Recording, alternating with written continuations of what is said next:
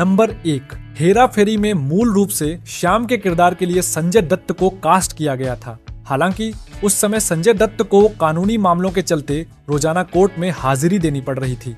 इस वजह से वह केवल रात में ही शूटिंग कर सकते थे, जो फिल्म के शेड्यूल के अनुरूप नहीं था। फिल्म के निर्माता फिरोज नाडियाडवाला से संजय दत्त ने कहा कि करतूस पूरी करने के बाद वह कुछ समय तक कोई नई फिल्म नहीं कर सकते। उन्होंने यह भी सुझाव दिया कि उनकी जगह सुनील शेट्टी को लिया जाए, जो इस किरदार के लिए उपयुक्त होंगे। नंबर 2, हेरा फेरी का शुरुआती टाइटल रफ्तार रखा गया था और इसे एक एक्शन फिल्म के रूप में लॉन्च किया गया था। इस फिल्म का भव्य मुहूर्त रखा गया था, जो संजय दत्त की फिल्म करतूस की रिलीज से ठीक पहले हुआ था। उस समय फिल्म की कास्ट में अक्षय कुमार, संजय दत्त, परेश रावल और करिश्मा कपूर शामिल थे। इस ग्रैंड इवेंट में हॉलीवुड एक्टर स्टीवन सीगल भी शामिल हुए थे, जिन्होंने यह भी कहा था कि वह इस फिल्म में कैमियो रोल करेंगे। हालांकि बाद में फिल्म के सब्जेक्ट को पूरी तरह बदल दिया गया और इसे एक्शन की बजाय कॉमेडी फिल्म बना दिया गया। संजय दत्त के फिल्म छोड़ने के बाद उनकी जगह सुनील शेट्टी ने ले ली और करिश्मा कपूर को भी कास्ट से हटा दिया गया। इस तरह रफ्तार एक एक्शन फिल्म के रूप में शुरू हुई थी, लेकिन बाद में ये हिंदी सिनेमा की सबसे आइकॉनिक कॉमेडी फिल्म हेरा फेरी बन गई। आखिरकार सुनील शेट्टी ने श्याम का किरदार निभाया और फिल्म हिट साबित हुई। हालांकि ये दिलचस्प बात है कि अगर संजय दत्त इस फिल्म में होते तो इसका स्वरूप कुछ अलग हो सकता था। नंबर 3, फिल्म हेरा फेरी में अक्षय कुमार और रंभा पर फिल्माया गया एक गाना मुझसे मिलती है एक लड़की रोजाना शामिल किया गया था। इस गाने के प्रोमो टेलीविजन पर दिखाए भी गए थे, जिससे दर्शकों में इसे लेकर उत्सुकता बढ़ गई थी। हालांकि जब फिल्म का अंतिम संस्करण तैयार किया गया तो यह गाना फाइनल कट से हटा दिया गया। इसका कारण स्पष्ट नहीं बताया गया, लेकिन ऐसा माना जाता है कि फिल्म की लंबाई और कहानी की प्रवाह बनाए रखने के लिए इसे एडिट किया गया था। आज भी यह गाना उन डिलीटेड सीन में शामिल है जिन्हें दर्शकों ने कभी बड़े पर्दे पर नहीं देखा। नंबर 4, फिल्म हेरा फेरी के लिए पहले रवीना टंडन को एक आइटम सॉन्ग के लिए साइन किया गया था, लेकिन बाद में कुछ कारणों से उन्हें फिल्म से हटा दिया गया और उनकी जगह नम्रता शिरोडकर को लिया गया। हालांकि फिल्म में किसी आइटम सॉन्ग को शामिल नहीं किया गया। नंबर 5, फिल्म हेरा फेरी पहली बार थी जब अक्षय कुमार, परेश रावल, सुनील शेट्टी और निर्देशक प्रियदर्शन एक साथ किसी फिल्म में काम कर रहे थे। यह फिल्म हिंदी सिनेमा की सबसे बड़ी कल्ट कॉमेडी में से एक बन गई और इसकी सफलता के बाद यह जोड़ी प्रियदर्शन की कई फिल्मों में नजर आई। इस फिल्म के बाद अलग अलग कॉम्बिनेशन में ये कलाकार प्रियदर्शन की कई फिल्मों में लगातार दिखाई दिए, जैसे अक्षय कुमार और परेश रावल, गर्म मसाला, भागम भाग, भूल भुलैया, परेश रावल और सुनील शेट्टी, चुप चुप के, अक्षय, परेश और सुनील तीनों, फिर हेरा फेरी, दे दनादन। हेरा फेरी के बाद प्रियदर्शन की फिल्मों में कॉमेडी जॉनर को लेकर एक अलग पहचान बनी और यह तिकड़ी हिंदी सिनेमा में दर्शकों की फेवरेट कॉमेडी टीम बन गई। नंबर 6, परेश रावल, जो 80 और 90 के दशक में खलनायक और सख्त किरदारों के लिए जाने जाते थे, उन्हें फिल्म हेरा फेरी में बाबूराव गणपत राव आप्टे, बाबू भैया का किरदार निभाने का मौका मिला। उनकी कॉमिक टाइमिंग, डायलॉग डिलीवरी और एक्सप्रेशंस को दर्शकों ने इतना पसंद किया कि यह किरदार हिंदी सिनेमा के सबसे यादगार किरदारों में से एक बन गया। इस जबरदस्त सफलता के बाद परेश रावल ने मुख्य रूप से कॉमेडी फिल्मों में काम करना शुरू कर दिया और नकारात्मक भूमिकाओं से लगभग दूर हो गए। 2000 के दशक में उन्होंने आवारा पागल दीवाना, हंगामा, हलचल, गरम मसाला, फिर हेरा फेरी, भूल भुलैया, वेलकम जैसी सुपरहिट कॉमेडी फिल्मों में काम किया। हेरा फेरी परेश रावल के लिए गेम चेंजर साबित हुई। इस फिल्म के बाद वह बॉलीवुड के सर्वश्रेष्ठ कॉमेडी अभिनेताओं में गिने जाने लगे और उनका करियर एक नए मुकाम पर पहुंच गया। नंबर 7, फिल्म हेरा फेरी में एक बेहद मजेदार सीन था जिसे दर्शकों ने खूब पसंद किया। यह सीन तब आता है जब अक्षय कुमार, राजू, सुनील शेट्टी, श्याम और परेश रावल, बाबू भैया, फिल्म की मुख्य अभिनेत्री तब्बू अंजलि से बात कर रहे होते हैं।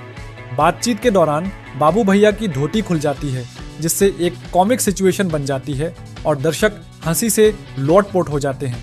फिर हेरा फेरी में इसी सीन का दोबारा इस्तेमाल किया गया, लेकिन थोड़े अलग तरीके से।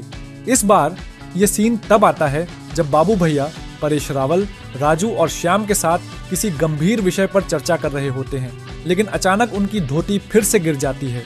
ये एक मजेदार कॉलबैक था जिससे दर्शकों को पहली फिल्म की याद आ गई और वे फिर से हंस पड़े। ये सीन इस बात का सबूत है कि हेरा फेरी और फिर हेरा फेरी की कॉमेडी सिर्फ डायलॉग्स पर ही नहीं बल्कि सिचुएशनल ह्यूमर पर भी आधारित थी। ये छोटा सा डिटेल दर्शकों के लिए नॉस्टैल्जिक मोमेंट बन गया जिससे सीक्वल में भी वही पुरानी मजेदार फीलिंग बनी रही। नंबर 8, फिल्म हेरा फेरी में एक सीन है जहां राजू, श्याम और बाबू भैया गरीबी की वजह से बाबू भैया के घर में अखबार बिछाकर सोते हैं। ये सीन फिल्म में कॉमिक और इमोशनल टच देता है जिससे उनकी बदहाली दिखती है। दिलचस्प बात यह है कि यह सिर्फ फिल्म तक सीमित नहीं था। शूटिंग के दौरान अक्षय, सुनील और परेश रावल ने सच में अखबार पर सोकर यह सीन फिल्माया था। उन्होंने इसे और प्रामाणिक, ऑथेंटिक बनाने के लिए किसी गद्दे या आरामदायक चीज का इस्तेमाल नहीं किया। यह फिल्म की रियलिस्टिक अप्रोच को दर्शाता है और यही वजह है कि यह सीन दर्शकों के दिलों में बस गया। हेरा फेरी सिर्फ कॉमेडी नहीं थी बल्कि इसमें संघर्ष और गरीबी की झलक भी दिखाई गई थी। यही छोटे छोटे डिटेल्स इस फिल्म को एक कल्ट क्लासिक बनाते हैं। नंबर 9, अक्षय कुमार 90 के दशक में एक्शन हीरो के रूप में मशहूर थे और उन्होंने अपने करियर की शुरुआत खिलाड़ी जैसी एक्शन फिल्मों से की थी। हालांकि साल 2000 में हेरा फेरी उनकी पहली कॉमेडी फिल्म बनी जिसने उनके करियर को एक नया मोड़ दिया। इस फिल्म में उन्होंने राजू का किरदार निभाया जो एक चालाक, मजाकिया और थोड़े लालची स्वभाव का लड़का होता है। उनकी कॉमिक टाइमिंग, एक्सप्रेशंस और डायलॉग डिलीवरी दर्शकों को इतनी पसंद आई कि इसके बाद उन्होंने कई कॉमेडी फिल्मों में काम किया। नंबर 10, फिल्म हेरा फेरी को भारतीय सिनेमा की सर्वश्रेष्ठ कॉमेडी फिल्मों में से एक माना जाता है, लेकिन यह पूरी तरह ओरिजिनल नहीं थी। यह film Malayalam film Ramji Rao speaking की रीमेक थी जो खुद कुछ अन्य फिल्मों से प्रेरित थी। हेरा फेरी की कहानी पूरी तरह ओरिजिनल नहीं थी, लेकिन प्रियदर्शन ने इसे भारतीय दर्शकों के हिसाब से ढालकर एक आइकॉनिक कॉमेडी फिल्म बना दिया। मलयालम और तमिल फिल्मों से प्रेरित होने के बावजूद इसकी डायलॉग डिलीवरी, कॉमिक टाइमिंग और किरदारों ने इसे बॉलीवुड की कल्ट क्लासिक बना दिया। नंबर 11, 1995 गोविंदा एक फिल्म हेरा फेरी में काम कर रहे थे जिसमें उनके साथ अयूब खान, हरीश, मोनिका बेदी और सुरेश ओबेरॉय मुख्य भूमिकाओं में थे। इस फिल्म का निर्माण मुकेश दुग्गल कर रहे थे और इसका निर्देशन लॉरेंस डिसूजा कर रहे थे। यह फिल्म अधूरी रह गई और अंततः ठंडे बस्ते में चली गई। फिल्म के बंद होने के पीछे प्रोडक्शन संबंधी दिक्कतें और अन्य कारण बताए जाते हैं। कई लोग मानते हैं कि अक्षय कुमार, सुनील शेट्टी और परेश रावल की सुपरहिट फिल्म हेरा फेरी का इस गोविंदा वाली फिल्म से कोई लेना देना था, लेकिन ऐसा नहीं है। दोनों फिल्मों की कहानी और कास्ट पूरी तरह अलग थी। नंबर 12, फिल्म हेरा फेरी का क्लाइमैक्स मुंबई के स्टैंडर्ड मिल्स में शूट किया गया था। निर्देशक प्रियदर्शन चाहते थे कि इस सीन को बाकी दृश्यों की तरह सीलिंग से आने वाली नेचुरल लाइट में ही शूट किया जाए ताकि फिल्म का लुक नेचुरल लगे।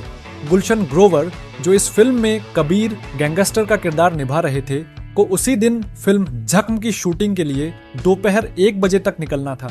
यह समस्या तब और बड़ी हो गई जब हेरा फेरी का क्लाइमैक्स लंबा खिंचने लगा और उनकी मौजूदगी जरूरी थी। प्रोड्यूसर फिरोज नडियाडवाला ने इस बारे में निर्देशक महेश भट्ट से बात की क्योंकि जख्म उनकी फिल्म थी। बातचीत के बाद फैसला हुआ कि गुलशन ग्रोवर को जख्म छोड़नी पड़ेगी क्योंकि उन्होंने अभी तक उस फिल्म की शूटिंग शुरू भी नहीं की थी।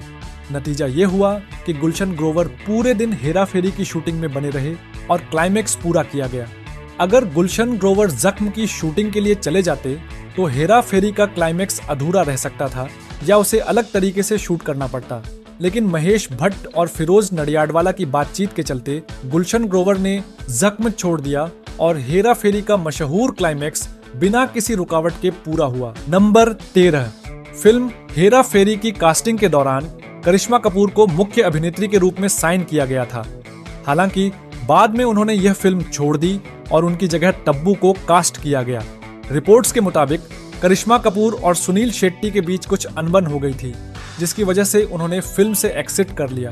सही कारणों का खुलासा कभी आधिकारिक रूप से नहीं हुआ, लेकिन कहा जाता है कि करिश्मा और सुनील के बीच पर्सनल या प्रोफेशनल मतभेद थे। प्रोडक्शन टीम ने उनकी जगह तब्बू को लिया जो उस समय एक बेहतरीन एक्ट्रेस मानी जाती थीं। अगर करिश्मा कपूर इस फिल्म का हिस्सा होती तो यह एक अलग डायनामिक हो सकता था, लेकिन तब्बू ने अपने सादगी भरे किरदार से फिल्म में बेहतरीन संतुलन बनाए रखा और हेरा फेरी को कल्ट क्लासिक बनाने में अहम भूमिका निभाई। नंबर 14, अक्षय कुमार और तब्बू ने पहली बार प्रियदर्शन की सुपरहिट फिल्म हेरा फेरी में साथ काम किया था। इस फिल्म के बाद दोनों ने किसी अन्य फिल्म में एक साथ मुख्य भूमिका नहीं निभाई, लेकिन 25 साल बाद वे फिर से प्रियदर्शन की एक और फिल्म भूत बंगला में नजर आएंगे। नंबर 15, दिनेश हिंगू ने हेरा फेरी और फिर हेरा फेरी में 2 अलग अलग किरदार निभाए और दोनों ही रोल अपने हास्यपूर्ण अंदाज के कारण दर्शकों को खूब पसंद आए। तो यह थी हेरा फेरी फिल्म से जुड़ी कुछ खास बातें। वैसे आपको इनमें से कौन कौन से फैक्ट पहले से पता थे और आपको हेरा फेरी फिल्म कैसी लगती है, हमें अपनी राय कमेंट करके जरूर बताएं।